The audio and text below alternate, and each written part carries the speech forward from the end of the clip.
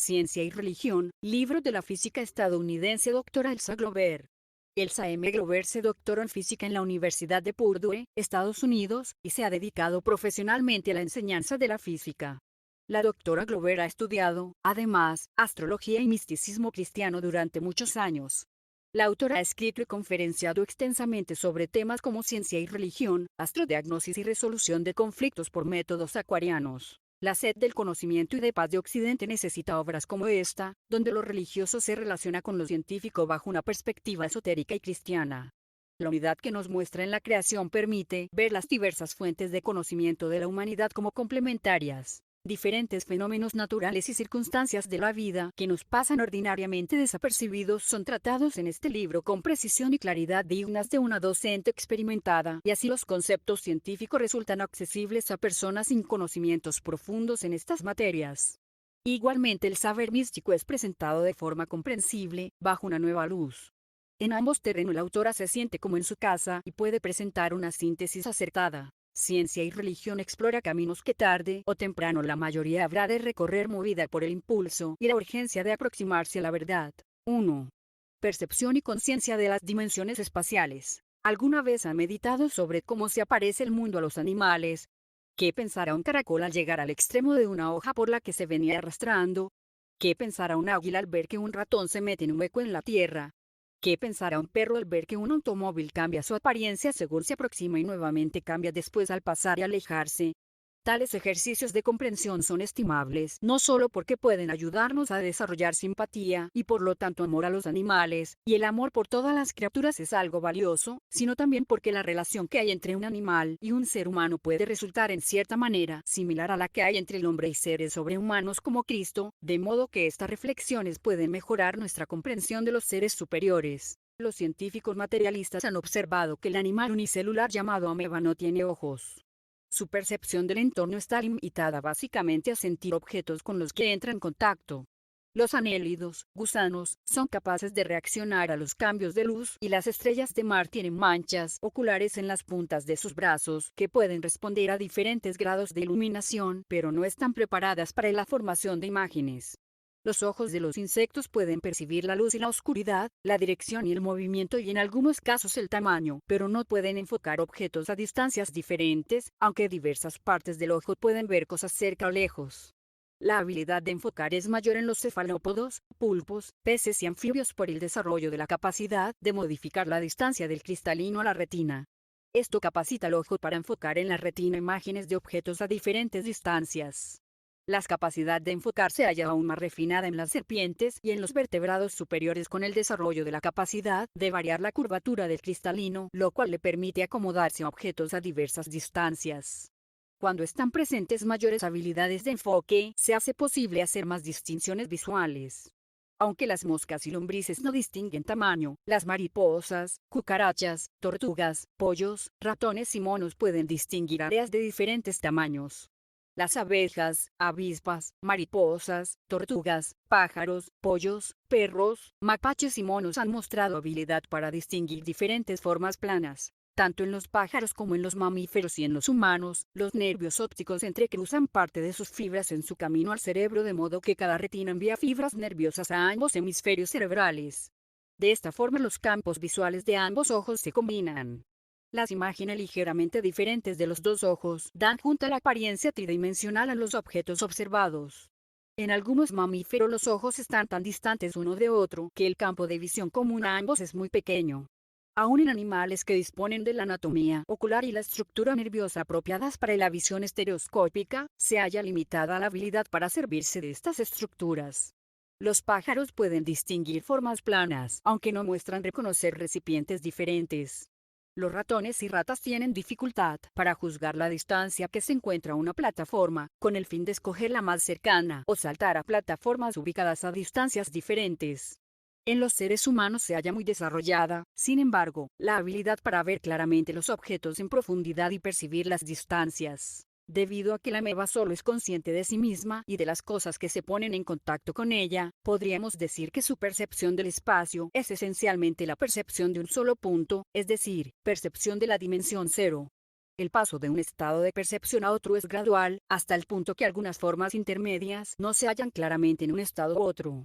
El anélido y la estrella de mar tienen algunas características de una percepción cero dimensional, en su incapacidad de percibir algo a menos que se ponga en contacto con su cuerpo, pero en ellas se está desarrollando una leve percepción de la conciencia lineal en la medida que pueden percibir simultáneamente puntos diferentes de sus cuerpos. Los insectos que han desarrollado la habilidad del percibir dirección, aunque no tamaño ni forma, tienen percepción lineal, es decir, unidimensional. Pueden ver algo en el exterior y decidir moverse hacia el objeto o separarse de él. Aquellos insectos que muestran reconocer tamaño y forma comienzan a distinguir superficies, lo que supone percepción bidimensional. Esta percepción bidimensional se halla más desarrollada y refinada en el pez, los anfibios, reptiles, pájaros y mamíferos. Los pájaros y mamíferos, con visión estereoscópica pero con dificultad para percibir formas tridimensionales, se hallan en transición de la percepción bidimensional a la tridimensional. Los seres humanos tenemos la capacidad de reconocer objetos de variados tamaños y distancias. Podemos percibir simultáneamente longitud, profundidad y altura y por esta razón poseemos percepción tridimensional. Una criatura que es capaz de formar solo imágenes mentales n-dimensionales no será capaz de funcionar en un cuerpo con percepción dimensional n1 o superior debido a que llegarán señales a la mente que no podrán ser procesadas. Si una conciencia cero dimensional habitara un cuerpo humano, no podría imaginar al mismo tiempo las manos y los pies y al llegarle señales simultáneamente de ambas partes del cuerpo serían confundidas. Las criaturas capaces de formar imágenes mentales n-dimensionales encontrarían ventajoso tener un cuerpo con unas capacidades perceptivas al menos n-dimensionales y así termina llegando el tiempo en que dichos cuerpos son construidos. De manera que, en general, la dimensión de la capacidad perceptiva es igual a la dimensión de las imágenes que la mente es capaz de manejar e igual a la dimensión de la conciencia, con algunas excepciones que aparecen durante los estados de transición. Para una criatura de conciencia cero dimensional el mundo solo consiste en un punto, que es lo único que puede percibir. Cualquier cosa que entre en ese punto parecerá venir de ninguna parte y cuando sale de él le parecerá que deja de existir. Si tal criatura fuera a moverse sobre una superficie, digamos una hoja, sería consciente de un punto tras otro. Los puntos que hubiera dejado atrás serían para ella el pasado. Los puntos a los que no hubiera llegado todavía serían para ella el futuro.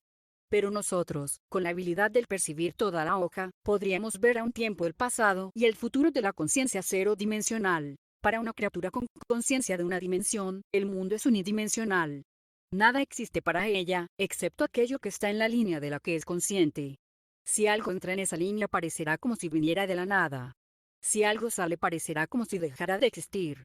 Si tal criatura mueve su línea de visión, digamos girando su cabeza, verá un número de direcciones sucesivamente. Su ruta de percepción trazaría una línea por el paisaje, como una línea cruzando una foto. De nuevo nosotros, con nuestra visión de una dimensión superior, veremos de una sola vez lo que la conciencia unidimensional percibe como pasado y futuro. Para una criatura de conciencia bidimensional, el mundo aparece bidimensional, como una fotografía. Tal criatura solo concibe un plano de la existencia. Si mira una casa y alguien abre la puerta y sale, para su conciencia tal persona aparece de la nada. Si camina alrededor de la casa, para ella esta parecerá cambiar de forma y características, aunque nosotros con nuestra conciencia superior vemos que la casa tiene forma constante. La conciencia cero dimensional ve el mundo como cero dimensional, pero esto no hace que el mundo sea cero dimensional. La conciencia unidimensional ve el mundo unidimensional, pero esto no hace al mundo unidimensional. La conciencia bidimensional ve el mundo como bidimensional, pero esto no hace que el mundo sea bidimensional. Ante nuestra conciencia tridimensional el mundo aparece como tridimensional, pero esto no excluye la posibilidad de que haya dimensiones superiores. Observemos que cuando nosotros, con nuestra conciencia tridimensional, vemos el mundo de la conciencia dimensional inferior, podemos hacer que las cosas aparezcan de la nada o desaparezcan de su mundo y podemos ver su pasado y futuro de una sola ojeada. A través de la historia ha habido ciertas personas que han mostrado estas habilidades en nuestro mundo tridimensional. Han manifestado la habilidad de hacer que las cosas aparezcan o desaparezcan, de describir eventos pasados en los que no estuvieron presentes y de predecir el futuro. Por eso se les llama profetas.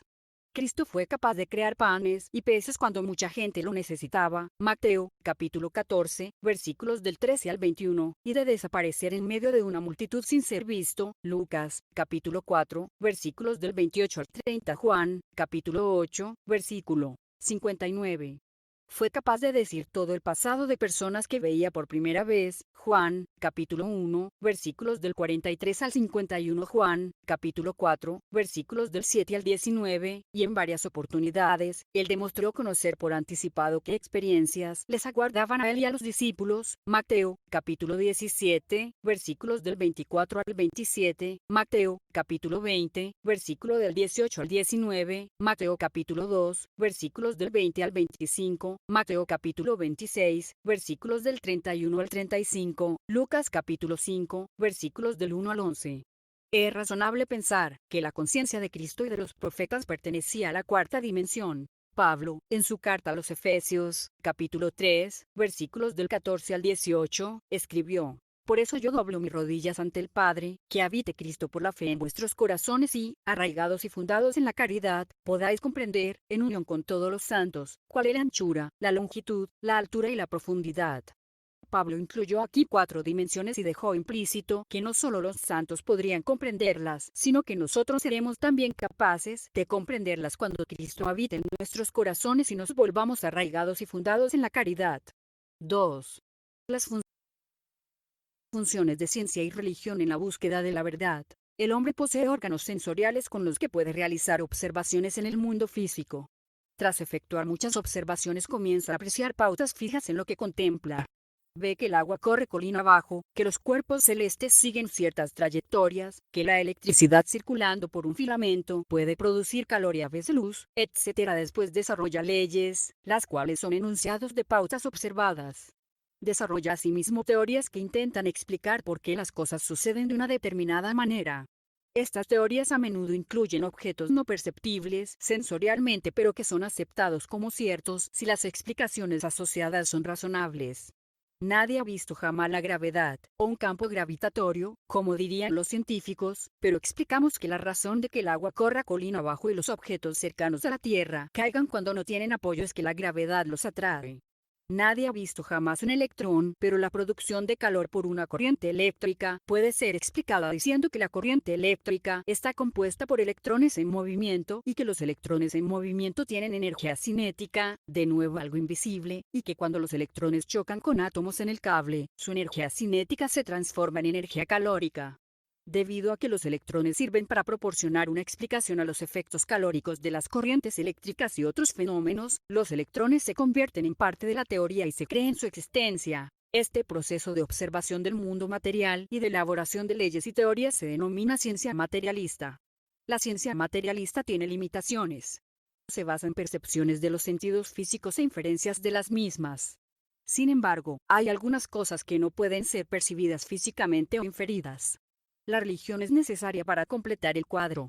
Algunos individuos son clarividentes, es decir, son capaces de percibir los mundos suprafísicos. Ellos han observado esos mundos y su modus operandi y han desarrollado y escrito las leyes que rigen en los mundos suprafísicos. Aquellos que aún no pueden hacer esas observaciones por sí mismos, solo pueden conocer acerca de los mundos suprafísicos si están dispuestos a tener fe en las afirmaciones de los clarividentes. La ciencia materialista se ocupa de las relaciones físicas de causa y efecto, pero no puede detectar las influencias espirituales rectoras que controlan lo que ocurre en la Tierra.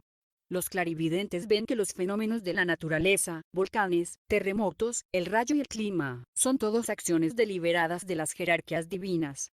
Los clarividentes dicen que incluso nosotros somos guiados, de forma que todo lo que encontramos en la vida fue preparado ya que necesitábamos afrontarlo para impulsar nuestra evolución. La ciencia materialista ha observado que si el cuerpo empuja al cuerpo B, entonces el cuerpo B reacciona sobre el cuerpo A con una fuerza igual o opuesta, pero la ciencia materialista no puede hacer afirmaciones sobre reacciones que caen más allá de fuerzas observables. Los clarividentes afirman que cuando la persona influencia a la persona B en un nivel emocional, mental o espiritual, esta influencia retorna a ella, y será sentida más tarde por A. Llegará el tiempo en que cada persona desarrollará su propio poder clarividente. Lo que ahora es conocido mediante la religión, formará entonces parte de la ciencia. Hasta ese momento, sin embargo, religión y ciencia se complementarán la una a la otra. Ambas son necesarias para una imagen completa de la verdad.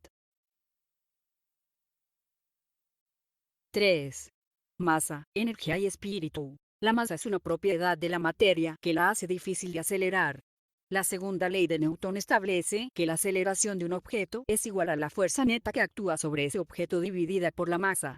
Esto puede escribirse como A es igual a F sobre m, donde m es la masa del objeto, F es la fuerza que actúa sobre el objeto y A es la aceleración de dicho objeto. De esta ecuación puede deducirse que cuando una fuerza actúa sobre un cuerpo, cuanta más masa tenga el cuerpo, menor aceleración se producirá. Debido a que un camión posee más masa que un automóvil, le es más difícil pasar del reposo a una velocidad máxima tan rápido como un automóvil, y también tarda más en detenerse. La masa, además, influye en la atracción gravitatoria, peso. Cuanta más masa tenga un objeto, más atraído será por la fuerza gravitatoria en cualquier lugar donde se encuentre, es decir, tendrá más peso en ese lugar. Debido a que un camión tiene más masa que un automóvil, es más difícil levantar un camión, moverlo contra la gravedad, que levantar un automóvil. Los científicos materialistas aceptan la realidad de cualquier cosa que tenga masa. Si ellos la pueden ver, sentir una resistencia cuando tratan de moverla, y pesarla, entonces están dispuestos a creer en su existencia. Supongamos que tomamos un pedazo de hielo. El hielo tiene masa y se necesita una fuerza para acelerarlo o levantarlo. Supóngase, además, que el hielo se coloca en un plato y comienza a calentarse. Al rato se derretirá. Si continuamos calentándolo, se vaporizará y desaparecerá del plato. De hecho, todo objeto dotado de masa puede pasar a la fase de vapor si se le aplica suficiente calor, y de esta forma se le puede hacer desaparecer. El científico materialista ha aprendido a expandir su imaginación y aceptar la desaparición ocasional de parte de lo que él considera real. Observa que aun cuando la materia se evapora y desaparece, puede condensarse y aparecer de nuevo. Un dato interesante en todo este proceso es que la masa total del sistema se mantiene constante, inclusive a través de la parte no visible del proceso. Si se evapora 1 kilogramo de hielo y luego se condensa y se recristaliza, entonces el bloque de hielo resultante tendrá una masa de 1 kilogramo. Debido a que el vapor posee la misma cantidad de masa sin pérdida alguna, se da credibilidad a la idea que el vapor, aun cuando invisible, es tan real como el sólido del cual se produjo. Con la llegada del siglo XX, la imaginación de los científicos materialistas se expandió un poco más. En 1905, Albert Einstein teorizó que la masa y la energía pueden intercambiarse de acuerdo con la ecuación E es igual a m por c al cuadrado, donde E la cantidad de energía necesaria para producir una cantidad de masa m y c es igual a 2,998 por 10 a la 8 metros por segundo, velocidad de la luz en el vacío. Alternativamente, E la cantidad de energía que puede producirse de una masa m. La ecuación masa-energía de Einstein ha sido verificada experimentalmente tanto en reacciones nucleares como en reacciones con partículas elementales. Se ha observado que la masa puede crearse de una radiación electromagnética en los llamados eventos de producción de pares. Si pasa suficiente energía electromagnética, la cual no posee masa, cerca de un núcleo pesado, pueden generarse un electrón y un antielectrón, los cuales sí poseen masa. La presencia del núcleo es necesaria para absorber algo del momentum de la reacción. De la misma manera, pueden generarse un protón y un antiprotón, un neutrón y un antineutrón y cualquier otra partícula y su correspondiente antipartícula. Algunos han teorizado diciendo que de esta forma fue creada originalmente toda la materia. Inversamente, cuando una partícula y una antipartícula se encuentran, ellas desaparecen y solamente permanece la radiación electromagnética sin ninguna masa. En el proceso de aniquilación de pares, la masa no solamente llega a ser invisible, sino que cesa de existir. Es interesante advertir, sin embargo, que cuando la masa cesa de existir, la suma total de la masa total y de la energía dividida por c al cuadrado permanece constante. Si 1 kilogramo de masa fuera convertido en energía pura, sin masa, en forma de radiación electromagnética, y si toda esta radiación fuera atrapada y mantenida en condiciones apropiadas, sería posible teóricamente producir 1 kilogramo de masa. Existen un sinnúmero de dificultades si alguien tratase de hacer esto. El hecho de que la radiación electromagnética posee la propiedad masa, energía sin pérdidas, da paso a la idea de que la radiación electromagnética, aunque no posea masa y no pueda ser empujada, atraída o pesada, es tan real como las partículas que sí poseen masa. La radiación contiene energía. Un sistema se dice que posee energía si tiene la capacidad de producir cambios en sí mismo en otras cosas. Se sabe que las ondas electromagnéticas tienen energía porque pueden producir corrientes eléctricas, como hacen las ondas de radio y televisión a través de antenas, calentar objetos, como hacen los rayos del sol y los hornos microondas, causar reacciones químicas, como hacen los rayos del sol al contacto con las hojas de las plantas o con la piel humana. De ahí que la capacidad de hacer cosas haya sido aceptada como parte de la realidad por los científicos materialistas. Cuando el vidente investiga estos asuntos, está de acuerdo con las conclusiones de los científicos materialistas e incluso puede aportar algo más. Mientras que el científico materialista puede únicamente inferir la realidad del vapor y las ondas electromagnéticas, el clarividente puede ver directamente el vapor y las ondas electromagnéticas y, por consiguiente, confirmar su realidad. El vapor está clasificado por el clarividente como perteneciente a la región química del mundo físico, junto con los sólidos y los líquidos. Las ondas electromagnéticas y otros campos de fuerza que actúan sobre las partículas de la región química están en la región etérica del mundo físico. Adicionalmente, el clarividente puede ver y trabajar inclusive con estados más refinados de la materia a medida que eleva a su estado de conciencia lo que se llama mundo del deseo y mundo del pensamiento. Estos mundos superiores son tan reales para el clarividente como los objetos sólidos para el científico materialista. El clarividente Max Heindel establece que la materia, ya sea en el mundo físico o en otros superiores, es espíritu cristalizado y que la energía, en todos los mundos, es el mismo espíritu, todavía no cristalizado. Materia y energía son reconocidas por el clarividente como parte de una única realidad, el espíritu. El mundo del deseo y el mundo del pensamiento se dice que son más elevados que el mundo físico porque la materia en ellos vibra a mayor velocidad que la materia física, de la misma manera que los átomos de los gases vibran más rápido que los átomos de los líquidos y estos a su vez más rápido que los átomos de los sólidos. Espacialmente, el mundo físico, el mundo del deseo y el mundo del pensamiento se interpenetran unos a otros, como lo hacen los sólidos, los líquidos y los gases en el mundo físico.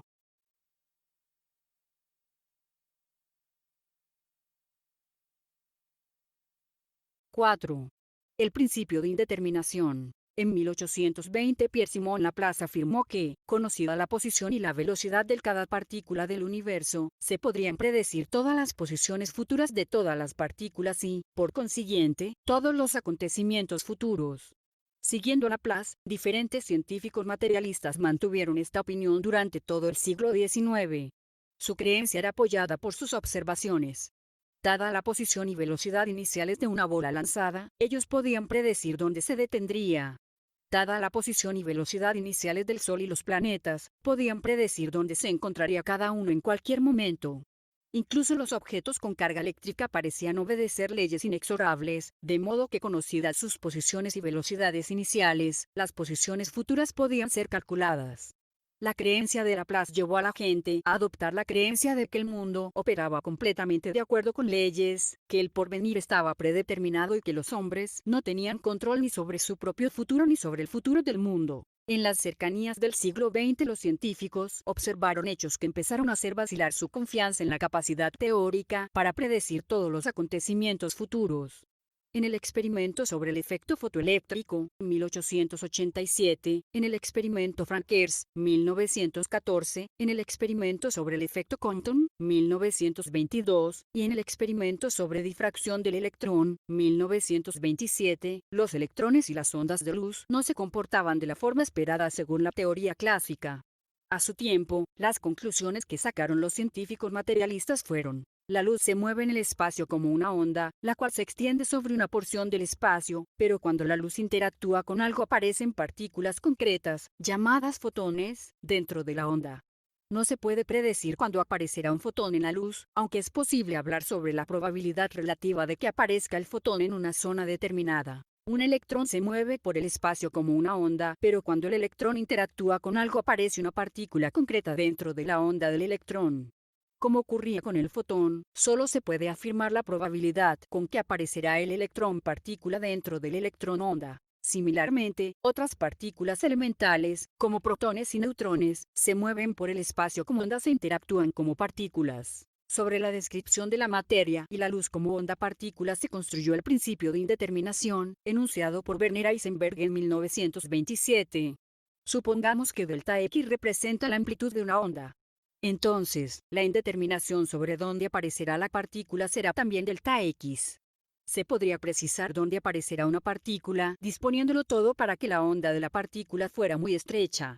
Lo que Heisenberg advirtió es que cuanto más estrecha fuera la onda, mayor sería la indeterminación en la velocidad que la onda daría a la partícula creada. En forma algebraica, el principio de indeterminación de Heisenberg afirma o reza así lo siguiente: delta X por delta Y es mayor o igual a H sobre M. donde delta y es la indeterminación en la velocidad de la partícula, delta x es la indeterminación en la posición de la partícula, m es la masa de la partícula y h igual 6626 por 10 a la menos 34 potencia JS.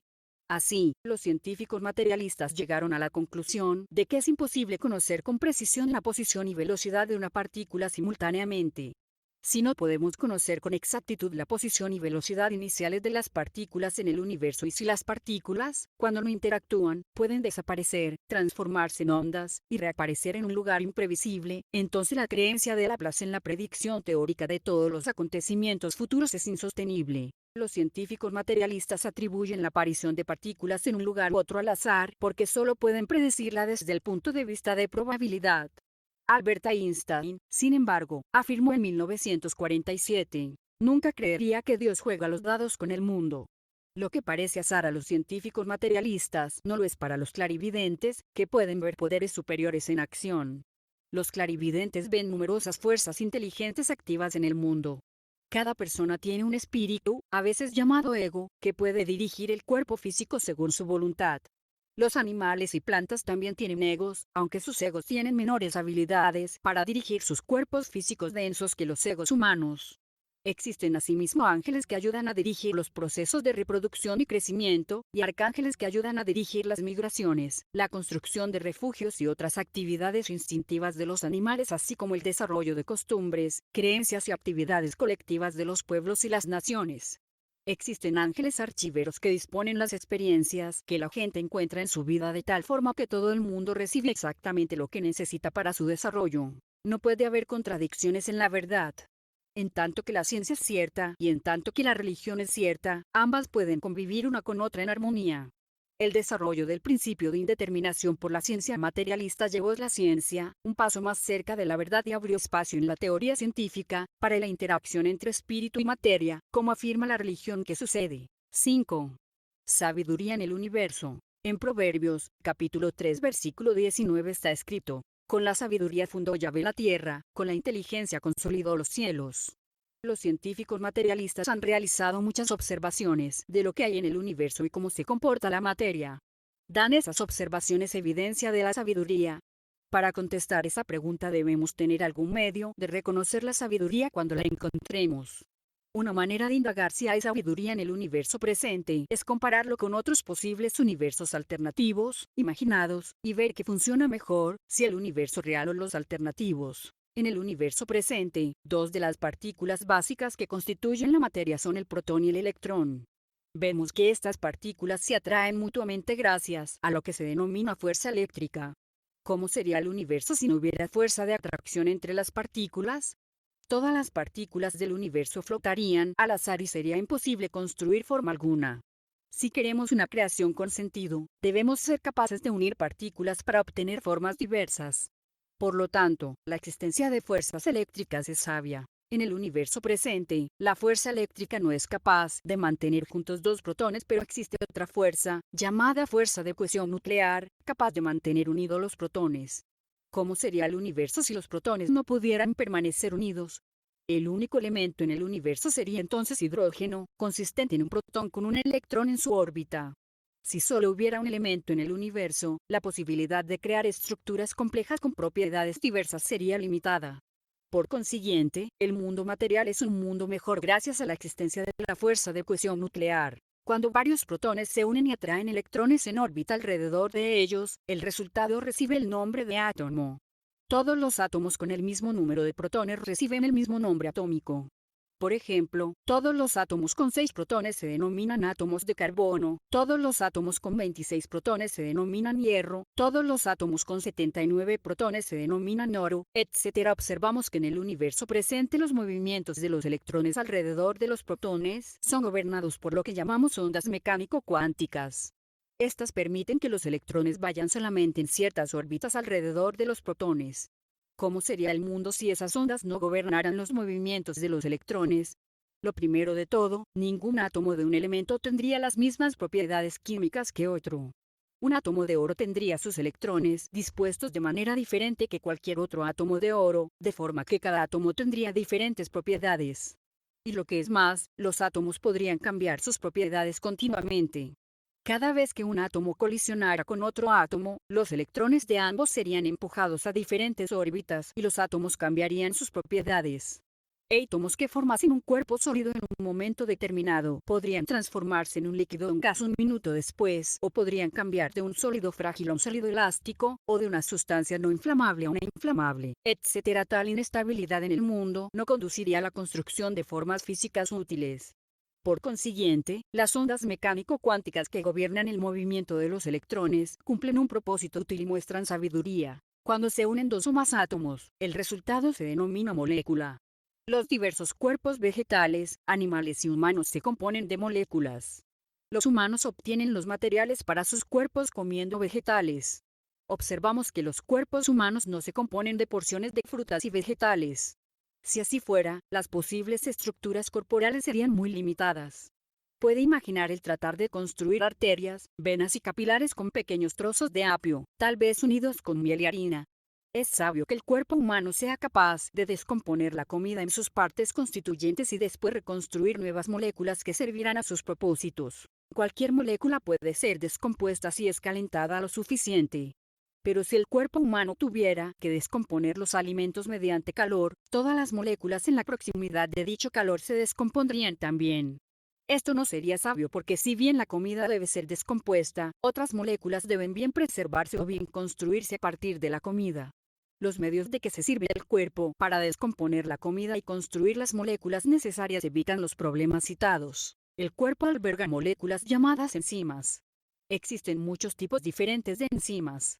Para cada tipo de molécula que necesita ser descompuesta hay un tipo específico de enzima que puede acoplarse y romper solo aquel tipo de molécula y ninguna otra. Además, por cada pequeña molécula que se necesita construir existe una enzima que es capaz de acoplarse a los componentes específicos que se requieren, ignorando cualquier otra sustancia presente y lo reúne de manera estable. Así, el cuerpo descompone de manera selectiva ciertas moléculas que no puede emplear y construye otras que sí puede emplear. Las enzimas son capaces de reunir unos cuantos componentes para construir una molécula pequeña. La molécula de proteína típica que necesita el cuerpo humano consta de una cadena de aproximadamente 400 aminoácidos dispuestos de una determinada manera. El trabajo de construir tal molécula es demasiado grande para las enzimas. Existen en el cuerpo ciertas moléculas, llamadas moléculas de ADN, que tienen codificada la configuración según la cual las diferentes proteínas del cuerpo serán formadas. Existen otras moléculas, llamadas ARNM, ribosomales, que cooperan para disponer los aminoácidos apropiados en la secuencia especificada por el ADN.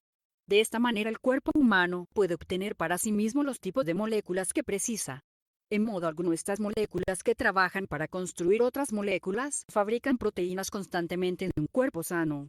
Otros grupos de moléculas, llamadas genes reguladores, silenciadores y operadores, son capaces de detectar si una proteína en particular es necesaria y estimular su producción en ese caso, así como suprimir su producción si no es necesaria. Es eficiente, y por lo tanto sabio, que el cuerpo no malgaste sus energías produciendo cosas que no necesita. Cuando nos fijamos en la estructura de los diversos órganos y sistemas dentro del cuerpo humano apreciamos más evidencias de sabiduría. El cuerpo es capaz de transportar oxígeno y nutrientes mediante la sangre a todas las células del organismo y transportar los productos de desecho lejos de las células.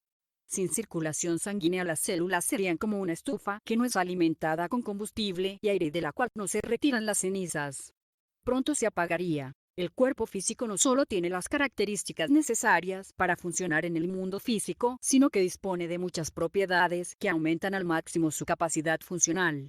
Los huesos se componen de materia dura cerca de la superficie y una trabécula de material poroso dentro, lo cual les da fuerza sin un peso excesivo. Los pulmones, con sus alvéolos, el intestino, con sus vellosidades, y el sistema circulatorio, con sus capilares, tienen ramificaciones que incrementan las superficies, lo cual aumenta la eficiencia de absorción de materiales a través de esas superficies. La nariz está construida de tal manera que es capaz de filtrar el polvo del aire respirado y calentar este con el fin de que los pulmones no sufran. Los párpados oculares pueden cerrarse cuando se acercan partículas que podrían dañar los ojos o cuando la llegada de luz al ojo no es deseable. La piel es capaz de sudar cuando el cuerpo se calienta en exceso de forma que el vapor que se desprende enfría el cuerpo. Los capilares del sistema circulatorio tienen la característica de abrirse y cerrarse cuando sea necesario, de manera que, cuando una parte del cuerpo lo necesita, se abren y aportan sangre adicional. Esto permite al cuerpo operar con menos sangre de la que sería necesaria si todos los capilares debieran recibir sangre todo el tiempo. Las cuerdas vocales, junto con la lengua y los labios, permiten no solo emitir sonidos sino sonidos articulados, palabras. Adicionalmente, el cuerpo dispone de muchas partes de reserva, de manera que puede seguir funcionando incluso si ciertas partes del mismo han sido dañadas. El cuerpo puede seguir viviendo y funcionando eficazmente incluso si pierde la mitad del cerebro, un riñón, un pulmón, 3/4 partes del hígado y hasta el 80% del intestino delgado. Continuando nuestro examen del universo, volvamos nuestra atención a la Tierra y al Sol.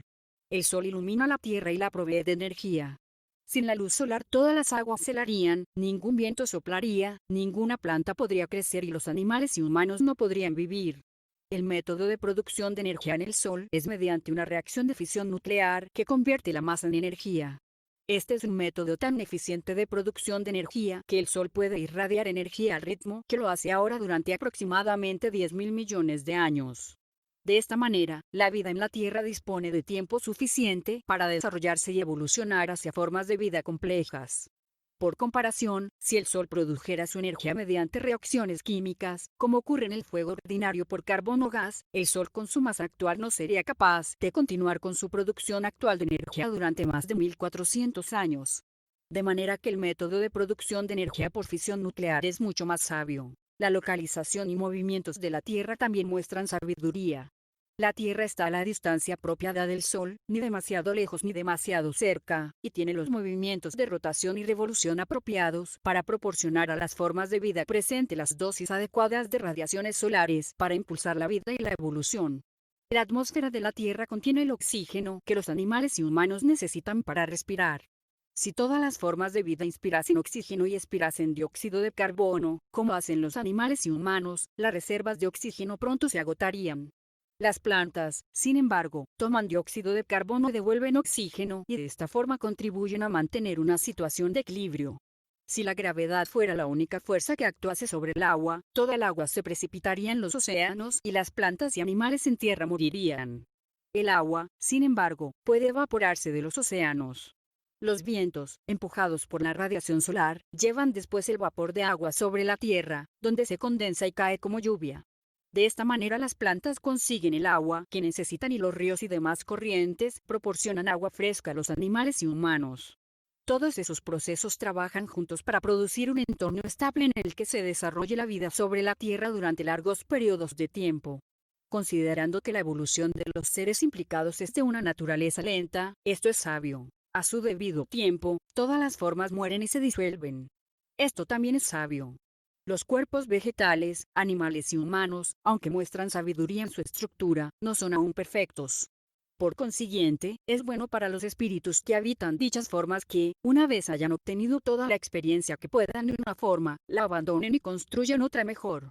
Incluso los soles se apagan y los sistemas solares se disuelven con el tiempo. Llega un tiempo en el que el sistema solar ha agotado su utilidad y debe disolverse para que pueda reconstruirse de modo más perfecto. Nosotros, los humanos, trabajamos junto con las otras jerarquías creadoras en el diseño, construcción y mejora del universo. Es bueno que reconozcamos lo que hay de sabio en la creación para que cuando hagamos cambios no alteremos lo que ya es bueno y empeoremos las cosas en vez de mejorarlas. 6. La constitución del cuerpo. Los científicos materialistas han observado propiedades reguladoras y organizadoras en los cuerpos de las criaturas vivientes.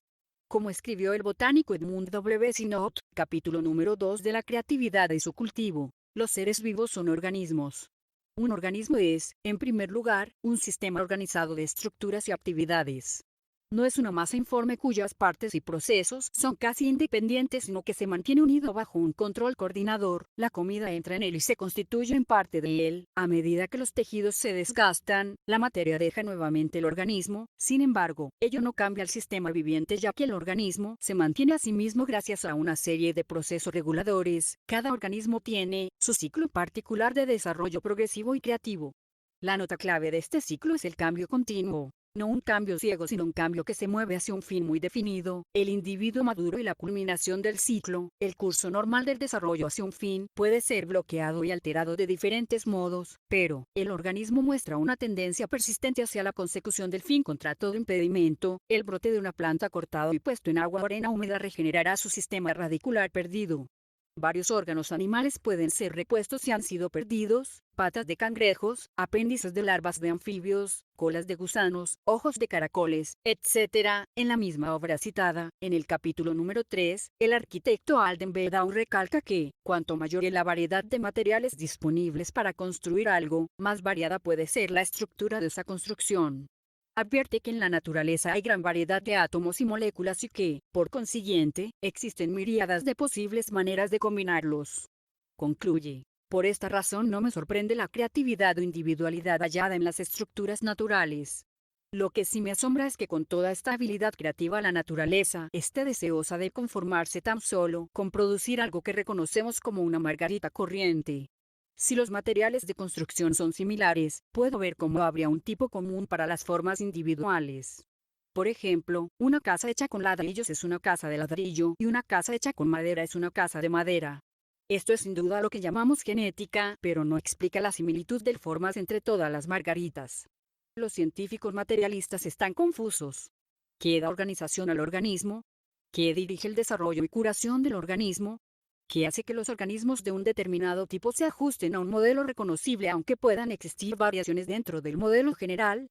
Los clarividentes pueden ver las fuerzas conductoras que dirigen esos fenómenos y así pueden dar respuestas a esas preguntas. Los clarividentes advierten que es necesario hacer primero una distinción entre cuerpo y espíritu. El espíritu es tan separado y diferente de su forma como el carpintero es distinto e independiente de la casa que construye para ocuparla.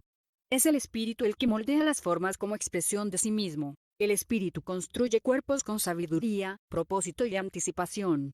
Concibe mentalmente las distintas funciones que desea que el cuerpo sea capaz de realizar y luego crea diversas estructuras en el cuerpo que sean capaces de llevar a cabo esas funciones. Así, los cuerpos no son el resultado de la combinación al azar de los átomos, sino que son más bien el resultado de una planificación cuidadosa.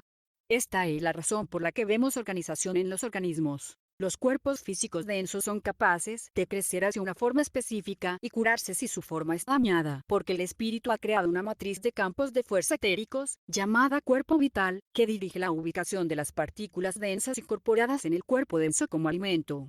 Si tomamos una mesa, practicamos muescas en ella y luego esparcimos polvo de mármol, el mármol se introducirá en las muescas. De manera similar, los átomos se colocan en los puntos de fuerza del cuerpo vital. Durante el crecimiento, los puntos del cuerpo vital se encuentran en el proceso de ser rellenados por átomos. Si un tejido se desgasta, un órgano denso es extirpado y el cuerpo vital no ha sido dañado, el órgano crecerá de nuevo a medida que esa región de la matriz se rellena de átomos nuevamente. Así, el cuerpo vital permite al organismo desarrollarse hacia una forma predeterminada y curarse por sí mismo. La razón para la similitud entre las formas es que muchas formas pueden ser creadas a partir de un modelo mental. Una vez que los espíritus creadores tuvieron creado un modelo básico de margarita, este mismo modelo básico fue empleado para la creación de todas las margaritas. Similarmente ocurrió para cada especie de planta y animal. Inicialmente un modelo básico fue creado para la forma humana. Se hicieron modificaciones en este modelo con el tiempo de forma que aparecieron modelos básicos separados para cada raza y nación. Los humanos han alcanzado ahora el estado evolutivo en que son capaces de efectuar trabajo creativo individualmente. Así, los espíritus humanos han comenzado a modificar individualmente las estructuras de sus cuerpos de forma que cada uno se está volviendo claramente diferente de todos los demás. Por todas partes podemos ver en la naturaleza, si la buscamos, evidencia de sabiduría, orden y relaciones entre las partes, así como avances hacia metas. Tennyson estaba arrebatado por estas maravillas de la naturaleza cuando escribió: flor en la agrietada pared, te arranco de la grieta, te sostengo en mi mano, con tus raíces, pequeña flor, si solamente pudiera comprender lo que tú eres, entera con tus raíces, el todo en el todo, conocería lo que Dios y el hombre son. 7.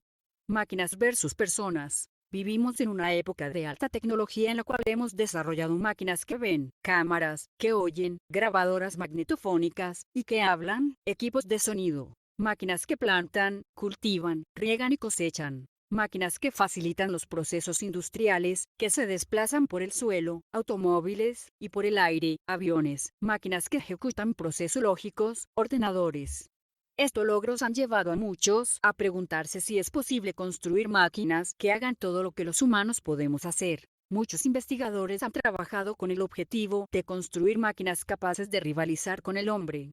Aunque estas tentativas han producido máquinas con sorprendentes capacidades, también han encontrado problemas de difícil solución.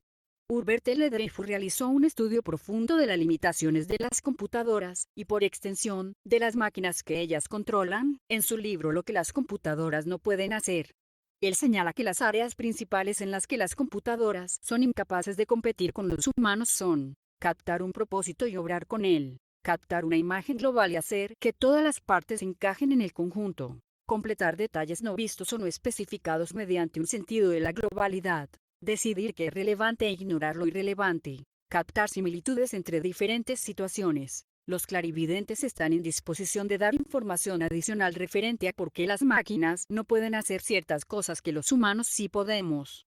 Los clarividentes perciben que además del cuerpo físico denso, el ser humano tiene un cuerpo vital, un cuerpo de deseos, una mente concreta, un espíritu humano, un espíritu de vida y un espíritu divino. La máquina carece de sus cuerpos más sutiles así como del triple espíritu.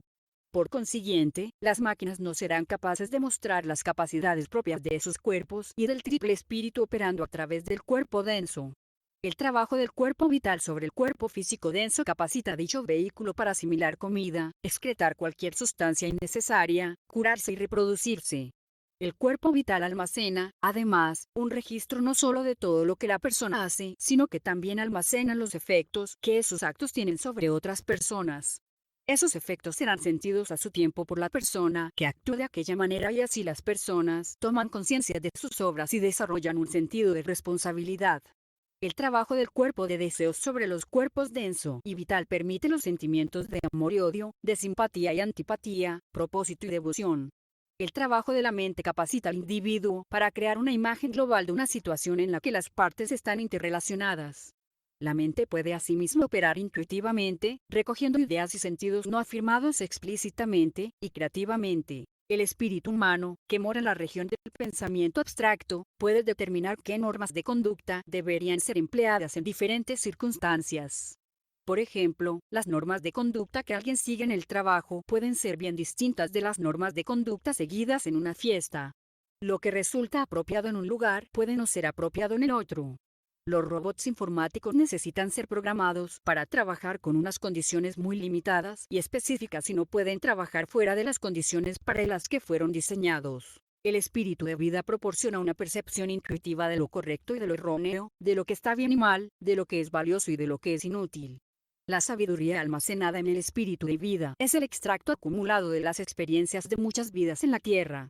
El espíritu divino proporciona la capacidad de decir yo quiero y de actuar conscientemente y con iniciativa. Cuando los clarividentes leen el plan para la evolución futura de la humanidad, nos explican que en el periodo de Júpiter las personas desarrollarán la capacidad de dar cuerpos vitales a las máquinas que creen. En el periodo de Venus, las personas desarrollarán la capacidad de añadir un cuerpo de deseos a las máquinas que creen.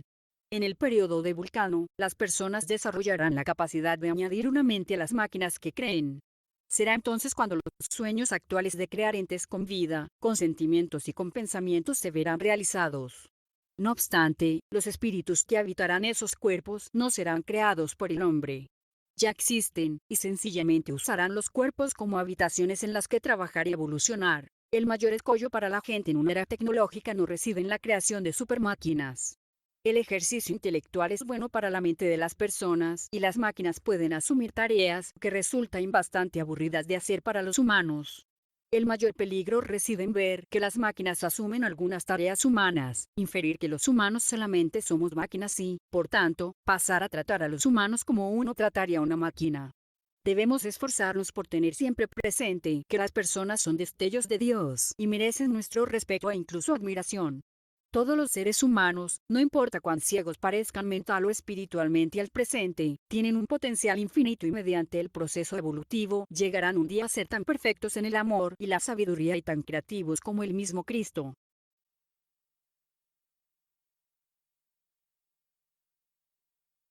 8. El envejecimiento. Los científicos materialistas han observado que en el transcurso del tiempo los cuerpos humanos sufren un proceso de envejecimiento. El cuerpo se obstruye por depósitos terrosos. Células de los diversos órganos, corazón, riñones, cerebro, etc., se rompen, de manera que la capacidad funcional de estos disminuye.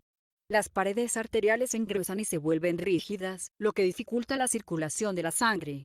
Los huesos tienden a perder fuerza. Los científicos materialistas han estudiado maneras de retrasar el proceso de envejecimiento.